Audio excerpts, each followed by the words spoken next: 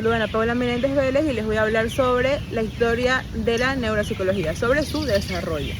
Bueno, la neuropsicología es una ciencia que estudia el cerebro como tal, estudia la relación entre el cerebro y la conducta. Por ende, si el cerebro se ve afectado, la conducta también va a salir afectada. Entonces, esta ciencia tiene un autor en específico, tiene un padre como tal, pero hay muchos que también formaron parte de esta ciencia.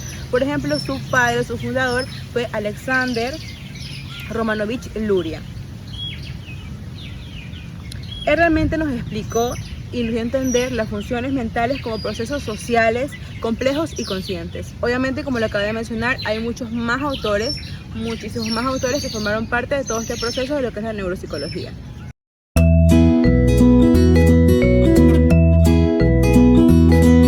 Como les mencioné que había muchos más autores, les voy a explicar uno por uno de los que formaron parte de este proceso de lo que es la neuropsicología. Tenemos a Edwin Smith, que realmente en su papiro describía lesiones cerebrales con sus defectos.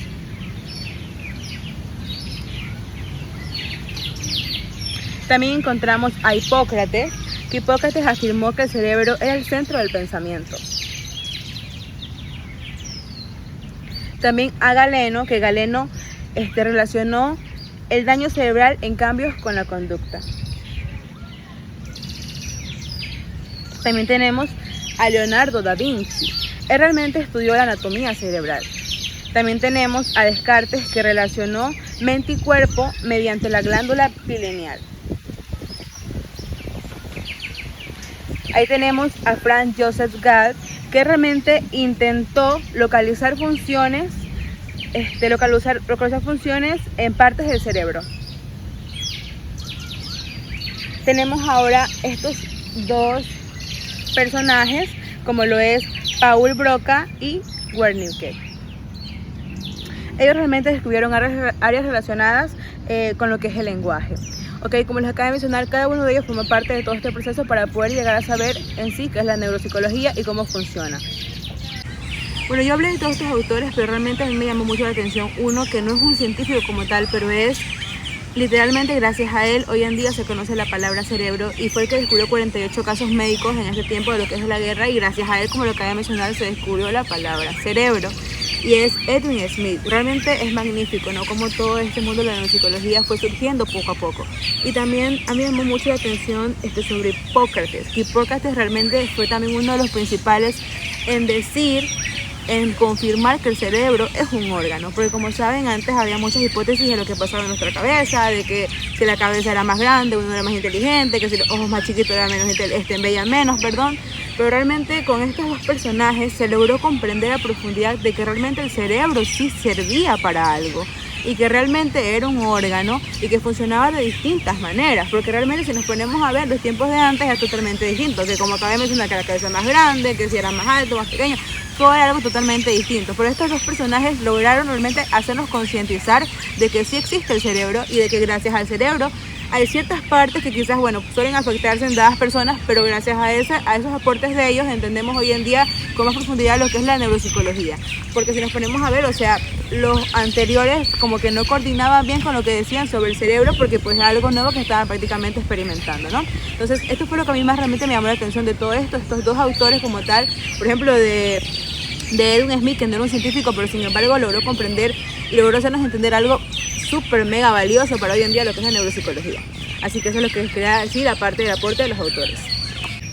Les voy a seguir explicando a profundidad sobre todo lo que tuvo que surgir para que la neuropsicología se profundice más ahora.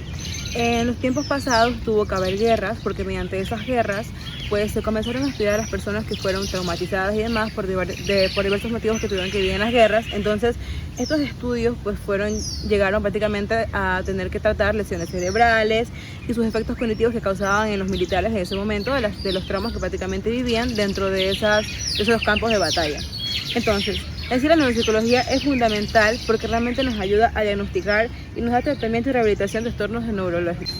Siguiendo con lo que acabo de mencionar sobre las guerras y todo lo que tuvo que pasar literalmente la neuropsicología en sus tiempos de inicio, ya hoy en día la neuropsicología evalúa tanto la memoria, el lenguaje, atención, percepción y funciones ejecutivas como tal. También hoy en día ya hay otras técnicas avanzadas como la neuroimagen, porque hay modelos computacionales que nos ayudan prácticamente a tener una mejor visión de lo que está pasando con aquel paciente.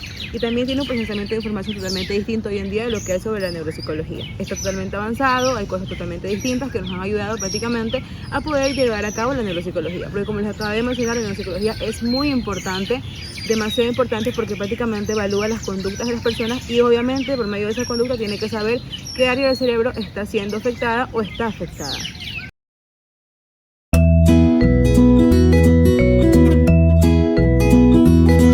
Como conclusión de este tema les voy a leer algo que investigué para ustedes, para que puedan entender un poquito más, y es lo siguiente.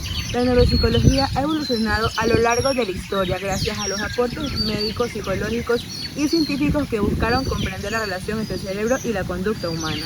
Desde las antiguas civilizaciones hasta las modernas técnicas de neuroimagen, esta disciplina ha permitido explicar cómo funcionan las funciones cognitivas y cómo se alteran ante lesiones cerebrales. Es lo que acabé de mencionar antes sobre este tipo de cosas. Actualmente la neuropsicología es una ciencia fundamental para el diagnóstico, evaluación y rehabilitación de trastornos neurológicos, ya que integra conocimientos del cerebro, la conducta y el entorno social del individuo. Es lo que estábamos hablando antes. Pero para llegar a esto, realmente la psicología tuvo que pasar por muchos procesos, la neuropsicología como tal. Tuvo que llegar a procesos tanto así, como les acabo de mencionar antes, de tener que evaluar a personas que pasaron por eventos traumáticos, como por ejemplo las personas que estaban en el campo de batalla, ¿no? Los que estaban en lo que era la guerra. Y ese evento realmente nos ayudó muchísimo a poder entender un poco más sobre los problemas conductuales de cada persona, o más bien sobre las situaciones que llegaban a generar en el cerebro de cada persona ciertos eventos traumáticos. En sí, la neuropsicología es muy importante, ya que en ella comprendemos los trastornos, por qué se dan, en qué lado exactamente de nuestro cerebro se dan y por qué motivos surgen. Gracias.